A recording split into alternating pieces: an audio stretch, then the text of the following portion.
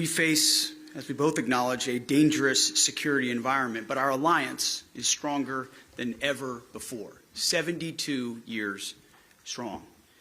And during the security consultative meeting, Minister An and I agreed to remain clear-eyed about the threats that we face. And that's why we have to continue, as we do every single day, as we saw at the DMC with Korean and U.S. troops stand shoulder to shoulder working together. We need to increase our defense cooperation by taking a common sense approach that is grounded in realism, building on the strong leadership of our presidents, President Trump and President Lee. And President Trump wants allies to be strong. And the Republic of Korea is a model ally. Minister An and I discussed practical steps that we can take to modernize the alliance. And I'm greatly encouraged by Minister An's commitment to increase defense spending and to make greater investments in ROK military capabilities. This includes critical missile defense and space capabilities that our forces need to preserve the peace and prevail, God forbid, in war.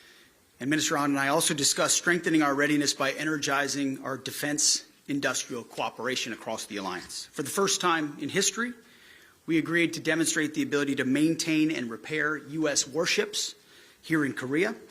And doing this will harness this country's world-class shipbuilding capabilities. For the question, there was a reason why, and it was fitting that we went to the DMZ yesterday. It reminds you of the core of this alliance, that ultimately it's holding the line and protecting our ally from the DPRK is what we have been and continue to be oriented on.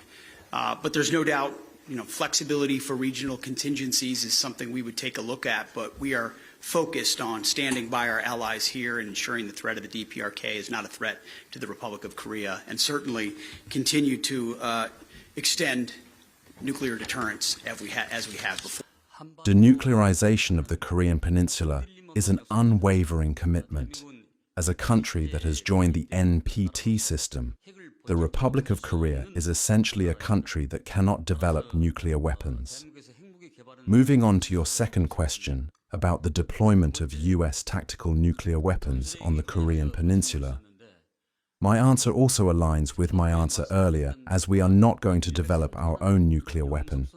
There is a strong need for us to combine the use of South Korea's conventional weapons and the United States' nuclear capability, resulting in a CNI, Conventional Nuclear Integration Initiative.